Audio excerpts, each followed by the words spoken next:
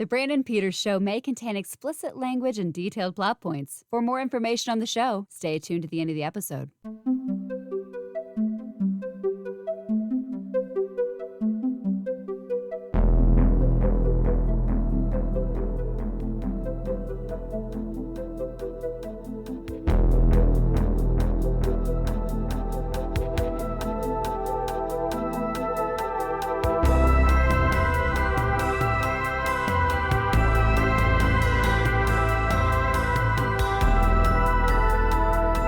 And now, here's Brandon.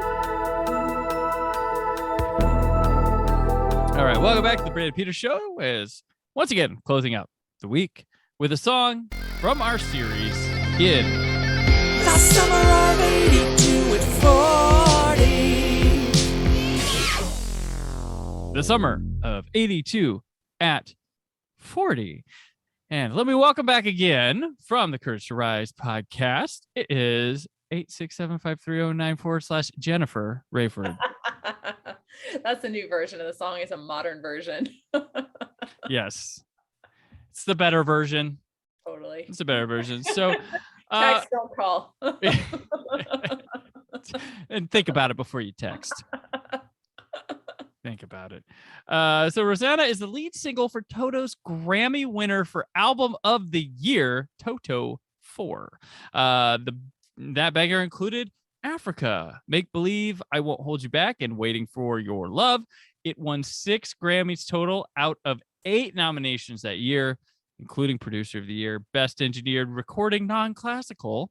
Rosanna the song took Record of the Year, Best Vocal Arrangement for 2 or more voices, Best Arrangement Instrumental and Vocals, but lost Song of the Year to, do you know this? Don't. Always on My Mind by Willie Nelson. Oh. And it also lost Best Pop Performance by a duo or a group to Up Where We Belong by Joe Cocker and Jennifer Warnes. Oh, God, I've got that song in my head now. From Officer and a Gentleman, which will be discussed way later in the summer on this show. Peaked at number 2 on the Billboard Hot 100, but went platinum all on its own. So Album of the Year, it beat out John Cougar's American Fool, Donald Fagen's The Night Fly, Billy Joel's The Nylon Curtain, and Paul McCartney for Tug of War. What do you think of Rosanna? Well, every time I think of Toto, I think of Africa, but I remember that song too. So it's like, yeah, people want to just place them like just Africa. It's like, no, they have more. Yeah, they have more. And that's one that I do. I know that it's a very popular song, right? Mm-hmm. And that's right. So it's not about Rosanna Arquette. Like we talked last time when you were here about Jenny being about a Jenny, and that was a lie.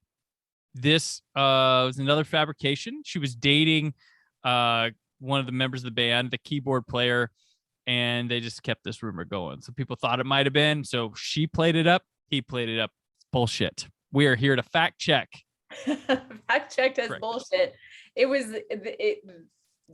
Well, there was speculation that the other bandmate that wrote it might have had a crush on Rosanna Arquette, but supposedly one of his first loves was also named Rosanna. So, which I didn't know it was that popular of a name, but during that time period must have been. So supposedly he wrote it actually about one of his like early sweethearts. Okay. So maybe one Rosanna inspired the other, and it was just an amalgamation of Rosannas. What's a Rosanna? What's two like Rosannas or Rosanna? I don't know. Rosanna. Rosanna. Or is that where you get Roseanne? Like multiple ones, Roseanne, right? Could be Rose. Yeah. Interesting. The video for it is directed by Steve Barron, and I'm going to talk a lot more about Steve Barron in the Don't You Want Me music video episode. I don't want to repeat things. I realized I recorded that one already, talked a hell of a lot about Steve Barron, but he's a humongous music video director. He also directed what I consider to be one of the most faithful and best comic book adaptations and comic book movies of all time. Do you know what one I'm describing when I say that? I don't. All right. I'm talking 1990s Teenage Mutant Ninja Turtles. Teenage Mutant Ninja Turtles. I just read they're opening up a Teenage Mutant Ninja Turtles bar in Denver, by the way. Oh, Love the Teenage Mutant Ninja Turtles. I want a Ninja Turtles bar. Move to Denver. God, I guess. Oh. How long is it gonna last? I don't know. I literally just read that a couple minutes ago. I don't know when it's supposed to, or before we started recording. I don't know when it's supposed to open. I've got to read a little bit more about it. Did you know there was also a female Ninja Turtle? Yes, she was part of when they did the live stage show. Mm-hmm. I think they threw her in there, and there was like a short-lived live action show. Yeah, and they tossed, and she had a blue. I think she had a blue like Leonardo. Yeah, and the creator is very, very, very, very salty about it. Doesn't like to talk about it. Gotta do it. Why not? There's room. But yeah, he did. Yeah, that movie is. Like I read, having read the comic books that first came out before the cartoon. Though that movie resembles those.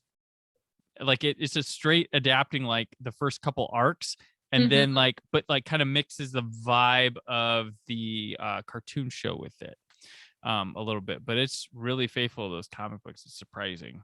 That's probably why parents were like, hey, this is too adult, and then they go from hitting people in the face with katanas and nunchucks to hot dog links in Secret of the Ooze. But that's Steve Barron. Also directed Coneheads, the movie. So yeah, but I'll talk a lot about him on another, I promise, because it's already in the can. But more importantly to this video is it stars Cynthia Rhodes and Patrick Swayze. The whole pre-Dirty Dancing vibe. Yes. So this is a year before Flashdance and Staying Alive, which is where Cynthia Rhodes would jump off, and 5 years before Dirty Dancing, where her and Swayze would meet again. She, of course, is the now ex-wife of Richard Marx, too. That's who she hooked up. And then she kind of they hooked up, and then she kind of just didn't visibly work in a lot of movies and stuff anymore. I like Cynthia Rhodes a lot. There's not enough Cynthia Rhodes because every time I see her something, I'm like, she's got something. She's really talented dancing. And then not enough, just gone. Yep. Well, and Patrick Swayze wasn't credited in that video, so it was before he, and if you could miss him if you right, yeah, it's not like they focus on him at all because they don't know. Outsiders is the next year, so he was in like 2 TV movies. Before this, it was The Renegades, which was directed by Roger Spottiswoode, who directed Jamie Lee Curtis horror movie I like called Terror Train, and he directed Tomorrow Never Dies, the James Bond movie. But he was an editor to Sam Peckinpah, and he was in. Swayze was also in Pigs versus Freaks, which was like a hippies take on cops in a football game TV movie. I'm kind of curious, kind of not. Right. But yeah, like you said, he's got a leather jacket on. So if you're watching the video, he's wearing a red leather jacket. But it's a West Side Story inspired video. It works. It's really cool. Way to, it's not like it's kind of story video, but it's more style performance based. Yeah. And like the contrast of her dress, right. And kind of the bold color of the red and her, her movements and everything contrasted with kind of the chain link, the gray and the, right. Yeah. seedy sort of feel to it all. Yeah, it's very much like the West Side Story. Like it's like, hey, let's it's as if it's as if there was a movie made that year with West Side Story, and they let the band in on the set to do the soundtrack video, and they got some of the people from the movie. It starred Cynthia Rhodes. That's kind of what it feels like. Yeah, but there is no 1980s. To be back here behind this chain link fence. So. Right, like it's like it's like one of those music videos for soundtracks where they force the actors to be in it, and they're all like, well, I guess not. We're here doing things from the movie, and the band's playing, and we're not probably getting paid for this, but there's no movie to do it for. But the people are like, Cynthia Rhodes is killing it, so there's no kind of slack in here because she's got herself a walk, she's got that red dress on, and just shines here, and just every time I see one of her old flash dance. I'm just like, there's not enough Cynthia Rhodes stuff. Yeah. That goes beyond like some crush. I think she really does have talent She and does have talent. presence and the Well, presence. and this video is what got her the role in Staying Alive, right? Which is a ridiculous movie, but have you seen Staying Alive? If I did, it was 6 years ago. For listeners that don't know, it is the Sylvester Stallone written and directed sequel to Saturday Night Fever with John Travolta, and it's entertaining. It's crazy. And Cynthia Rhodes is in that, and it's got quite a few Frank Stallone songs as well. So, good old Frank. But yeah, there's a bridge portion of the song that really just lets loose and lets Cynthia Rhodes go. Like there's a lot of her taking over the video too. So, and it's a lot of cage. There's a lot of fences and stuff that she messes around in. Cage dancing, clothes hanging around to do stuff with. It's makes use of the set for sure. But yeah, Baron's no slouch. So even like the boring video concept, he can do something with, because his music video credits are just fucking stacked. And I did notice like all the instruments on the track are featured in the video down to the weirdest thing. There's like a bongo in there. There's sax, like every detail. I did not notice that. Yeah, going around. And then there's the gang fight.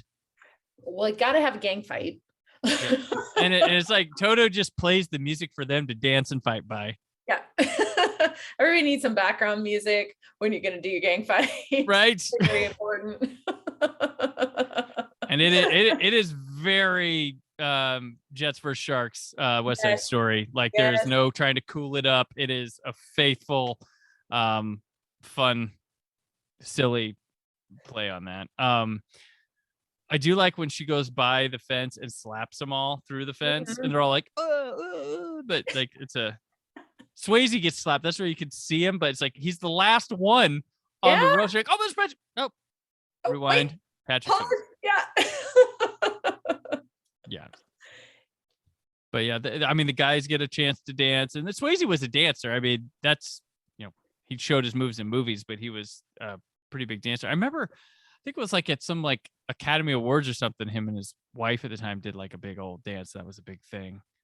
Just randomly. I don't remember what it was to or what it was for, but I remember some award show. There's a dance with Swayze. Yeah, because he's barely visible. If you didn't know, like I said, you'd miss him if you weren't. And he's a guy that I really gone too soon person that I didn't fully appreciate his talents while he was alive. Like I've gone back and I've had to go through movies and stuff and like just watch him. Like, man, he was actually really, really good.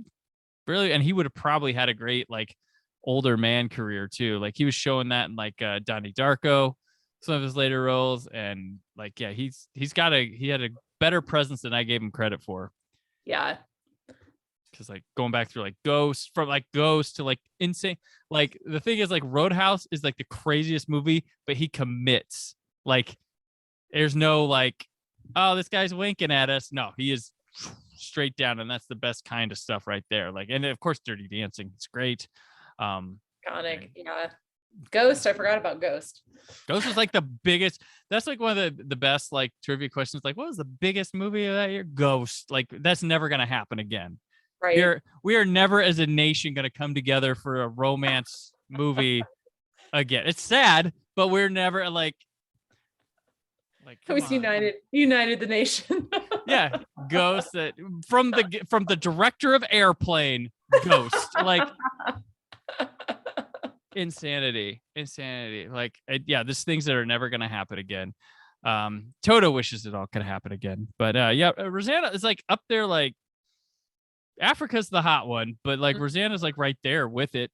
Yeah. Like, and it's just funny to watch him sing it, like the stash on the guy, just like, oh yeah, that's your lead singer, right? Got that. Yeah. Can we go back to watching the girl dance? Yeah. That's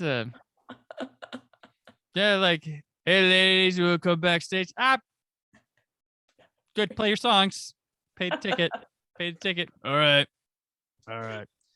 Yeah, they don't look like the like cool band at all, but this was before. well, and a lot of things. That's the funny thing. We're at 82, so we're very early into the music video era of them being a thing, and like a lot of people are like, "Oh, the guys I liked aren't that attractive," or like having to, the prettier people can make less cool music.